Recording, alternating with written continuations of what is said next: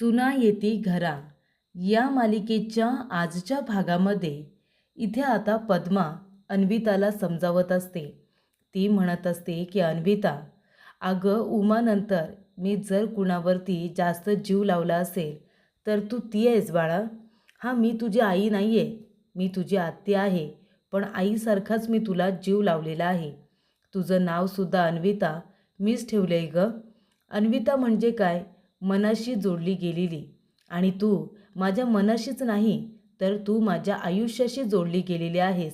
कळलं तुला? म्हणून मी तुझ्यासाठी हा घेतलेला निर्णय आहे.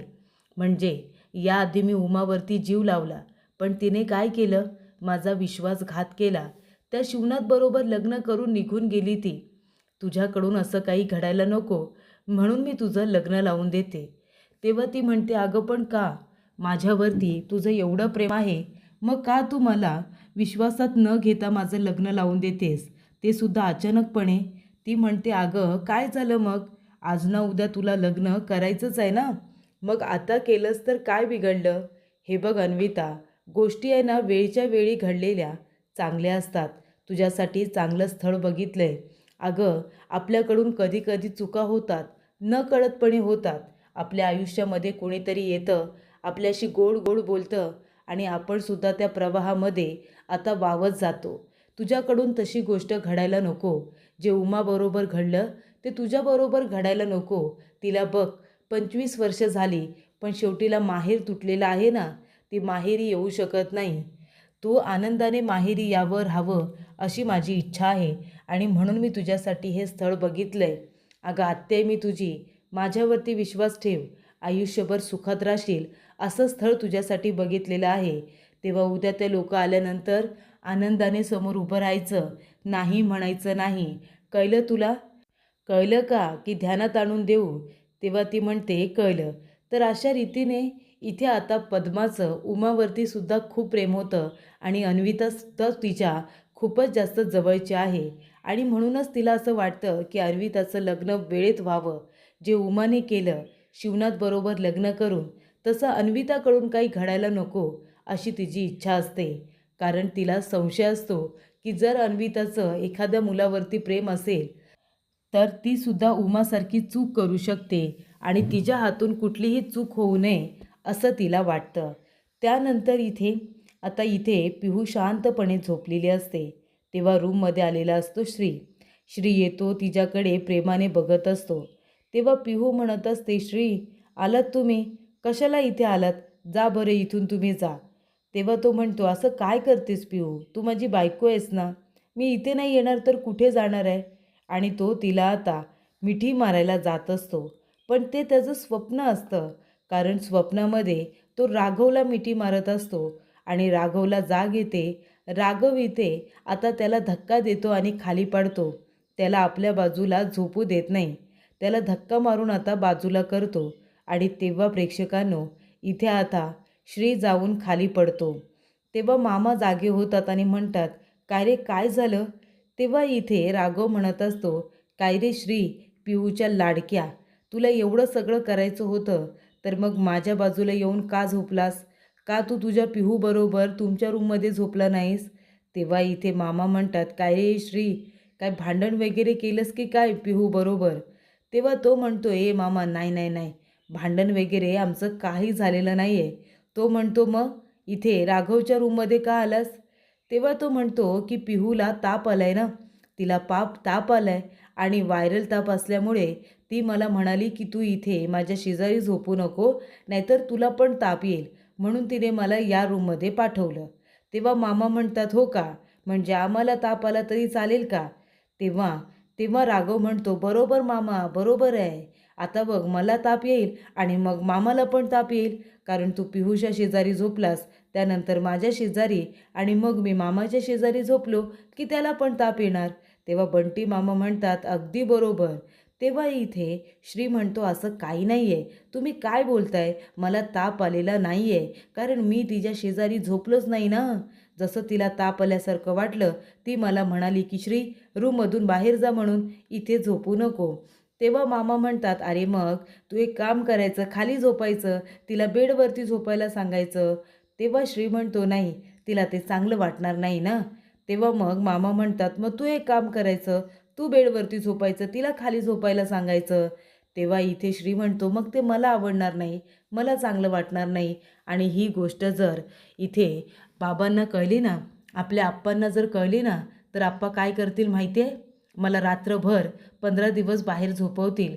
कारण ते पिहूला पाहुणी पाहुणी बोलतात, पण त्यांचा जीव आहे पिहूवरती. तिला जर मी त्रास दिला ना, तर आप्पांचा आहे ना तिसरा डोळा उघडेल आणि ते काय करतील मग माहिती आहे ना.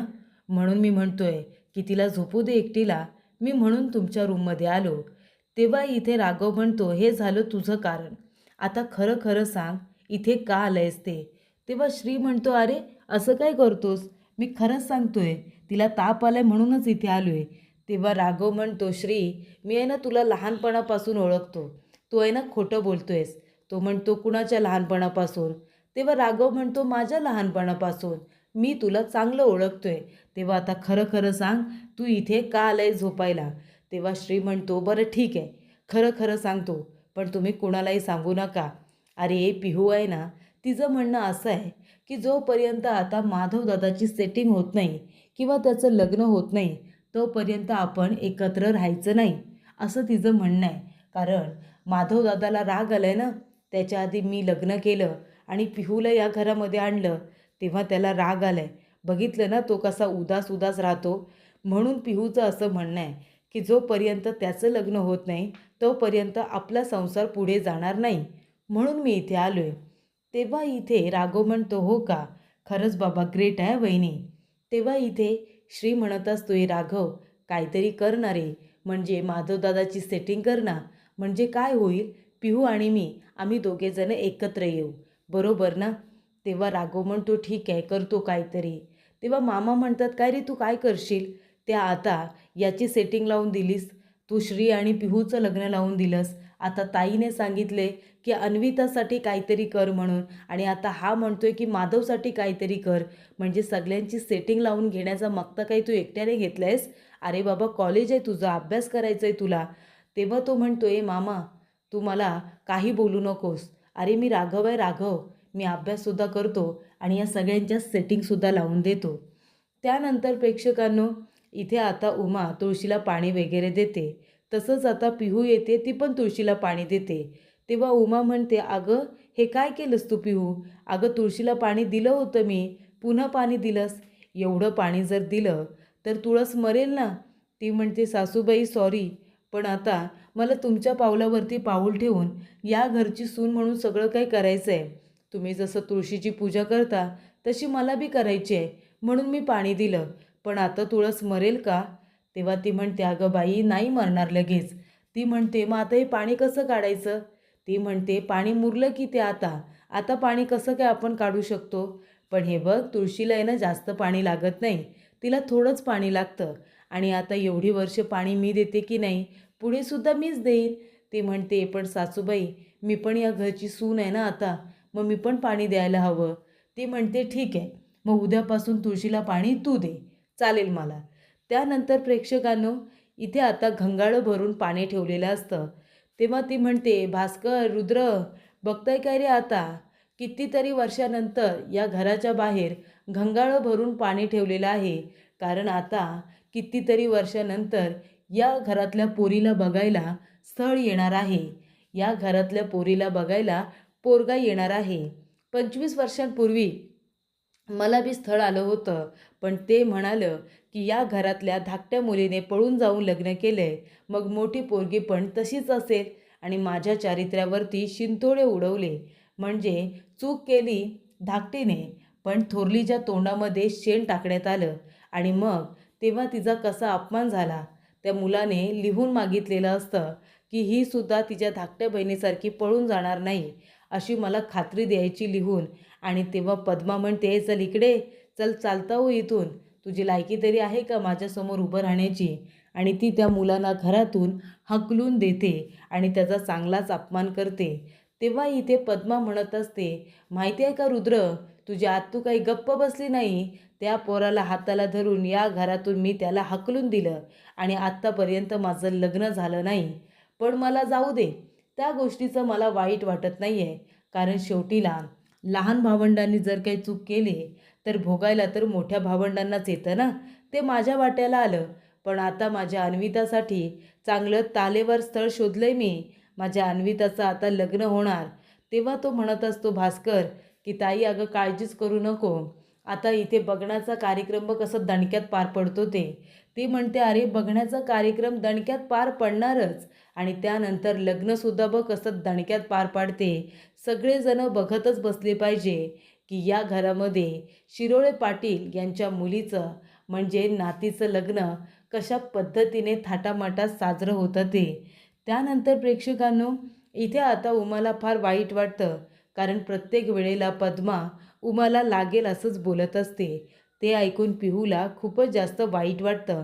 त्यानंतर प्रेक्षकांनो इथे आता पाहुणे गावाच्या वेशीपर्यंत पोचलेले असतात आणि मंदिरामध्ये येऊन बाप्पाचं दर्शन घेत असतात आणि तेवढ्यातच इथे आता त्याच मंदिरामध्ये शिवनाथसुद्धा देवाचं दर्शन घ्यायला आलेला असतो, पाया पडायला आलेला असतो. तेव्हा ते काका म्हणतात की आता आपण निघूया या गावामध्ये, ते घर कुठे आहे ते शोधूया आणि बघण्याचा कार्यक्रम करून घेऊ. तेव्हा ती बाई म्हणते अहो थोडा वेळ थांबा ना, पाऊस तर जाऊ द्या. तो म्हणतो हो पाऊस जाऊ दे, पण आपल्याला सुद्धा लवकर आता निघायला हवं. तेव्हा शिवनाथ येतो आणि देवाच्या पाया वगैरे बाप्पाच्या पडत असतो. जात असताना इथे आता काही माणसं म्हणतात की साहेब जरा तुम्ही हे पत्ता कुठे आहे ते सांगता का? हा पत्ता कुठला आहे, म्हणजे हे घर कुठे आहे ते सांगा. तर इथे पद्मा शिरोळे पाटील असं आता नाव सांगितलं जातं. तेव्हा ते म्हणतात की हे घर ना, हे घर कुठे आहे ते आम्हाला माहिती आहे, चला मी तुम्हाला दाखवतो. तेव्हा ते म्हणतात की तुम्ही याच गावचे का? तो म्हणतो हो मी याच गावचा आणि त्या जिथे राहतात ना तिथे समोरच मी सुद्धा राहतो. तेव्हा ते म्हणतात की हे बघा, म्हणजे राग मानू नका, एक विचारू का तुम्हाला, ही मुलगी कशी आहे अन्विता, चांगली मुलगी आहे का आणि घरातले लोक कसे आहेत? तेव्हा शिवनाथ म्हणतो अन्वितासाठी स्थळ आले ना, कुणाचं ह्या मुलाचं का? चांगलं आहे, मुलगा पण चांगला आहे, मुलगी लाखात एक आहे, लाखात एक. अहो बिनधास्त तिला पसंत करा, मी खात्री देतो ना तुम्हाला. लहानपणापासून त्या मुलीला बघतोय, खूपच चांगली मुलगी आहे, संस्कारी मुलगी आहे आणि घरातले लोकसुद्धा सगळे चांगले आहेत, अजिबात काळजी करू नका. तेव्हा ते म्हणतात की माफ करा, पण आम्हाला असं कळलं आहे की त्या घरातल्या एका मुलीने उमाने पळून जाऊन लग्न केले, त्यामुळे घरातलं वातावरण चांगलं आहे ना, बाकीच्या मुली खरंच चांगल्या आहेत ना? ते म्हणतात अहो चांगले आहेत, मी तुम्हाला सांगतोय ना. तेव्हा ते म्हणतात की तो शिवनाथ ज्याच्याबरोबर ती पळून जाऊन लग्न केलं, तो शिवनाथ चांगला नाही आहे, सतत सगळ्यांशी भांडत असतो, सगळ्यांना वाईट साईड बोलत असतो, त्याने चांगलं केलं नाही हो त्या मुलीला पळून नेऊन.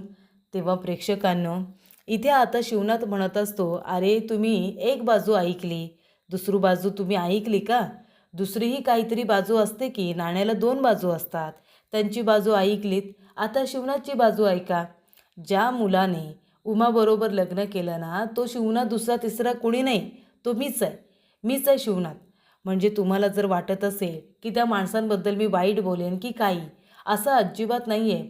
त्या मुलीशी मी लग्न केले, त्या घरातल्या मुली खरंच खूप चांगल्या आहेत, कारण त्यांच्यावरती आहे ना आबासाहेब शिरोळे पाटील यांचे संस्कार आहेत आणि ते संस्कार माझ्यावरती सुद्धा आहेत.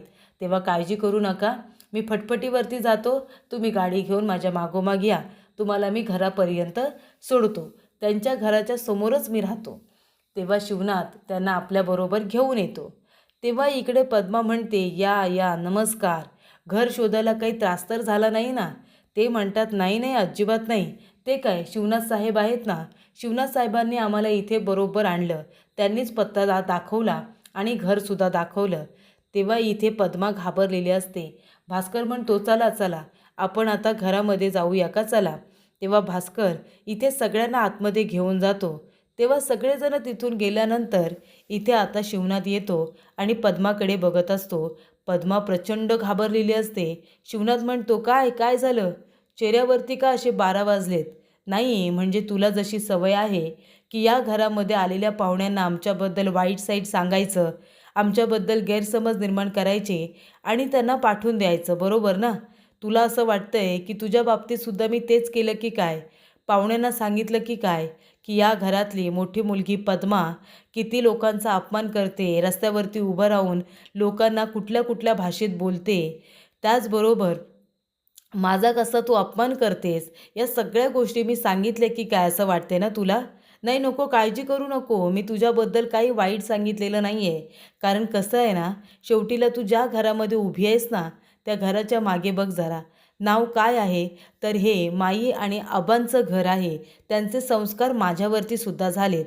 त्यामुळे मी तुमच्याबद्दल काही त्यांना वाईट सांगितलेलं नाही आहे. हां, उलट असं सांगितलं आहे की या घरातली माणसं आणि मुलगी खूपच जास्त चांगली आहेत. मुलगी तर लाखात एक आहे. तिला तुम्ही लगेच पसंत करा. असं सांगितलं मी त्या लोकांना तुझ्याबद्दल आणि तुझ्या कुटुंबाबद्दल. काही वाईट नाही सांगितलंय की आत्या किती भांडखोर आहे, तो 6 फुटी, तो लंबू मामा किती वाईट आहे. अजिबात तसं काही सांगितलेलं नाही आहे. नाही, तू जरी काही बोलली नाहीस, मान्य केलं नाहीस, तरी तुझ्या मनामध्ये जी भीती आहे ना, ती तुझ्या चेहऱ्यावरती स्पष्टपणे दिसते पद्मा. म्हणून मी तुला सांगतोय. बरं, आता जा आणि चेहऱ्यावरती ना जरा हसू ठेव. कारण जशा चेहऱ्याला बघून सगळे लोक घाबरतात ना, तसे ते लोक घाबरायला नको. जरा नॉर्मल राहा. कळलं ना? कळलं का? की लक्षात आणून देऊ? असं शिवनाथ आता पद्माला म्हणतो. आणि पद्मा आता चांगलीच आता इथे घाबरलेली असते. तिला राग आलेला असतो की जी गोष्ट माझ्या मनात सुरू आहे ती शिवनाथला समजली. ती मनामध्ये घाबरलेली असते की शिवनाथने माझ्याबद्दल, माझ्या कुटुंबाबद्दल आणि माझ्या अन्विताबद्दल काही वाईट तर सांगितलं नसेल ना. कारण ही चुकी पद्माने केलेली असते. पद्माने जाऊन पिहूच्या वडिलांना भडकवलेलं असतं इथे मुलांच्या आणि शिवनाथच्या विरोधामध्ये. आणि त्यामुळे पिहूच्या वडिलांनी लग्न मोडलेलं असतं. तर प्रेक्षकांनो, पुढील भागामध्ये इथे आता अन्विता छान तयार होऊन बाहेर आलेली असते. तेव्हा पद्मा म्हणते, ही बघा, ही आहे आमची मुलगी अन्विता आणि आता तुम्ही बघा तिला, तुम्हाला पसंत करायचे आहे. तेव्हा इथे दोघेही जण बघतात, मुलगा, त्याचे वडील आणि आईसुद्धा, आणि म्हणतात की मुलगी आम्हाला तर पसंत आहे. आता मुलीची बाजूसुद्धा काहीतरी असेल ना. तेव्हा मुलाची आई म्हणते की आम्हाला मुलीच्या तोंडून ऐकायचं आहे की तिला हे स्थळ पसंत आहे की नाही. तेव्हा इथे पद्मा म्हणते, अन्विता बोल, तुला पसंत आहे ना हे स्थळ? तेव्हा अन्विता त्याच्याकडे बघते आणि म्हणते, हे लग्न मी माझ्या असं म्हणते. तेव्हा इथे माई, त्याचबरोबर इथे तिची आत्या पद्मा, वडील आणि आई सगळेजण टेन्शनमध्ये आलेले असतात. म्हणजे आता अन्विता नक्की काय बोलणार आहे? मी माझ्या मर्जीने करते की मी माझ्या मर्जीने करत नाही असं बोलते, अशी भीती पद्माच्या मनामध्ये आलेली असते.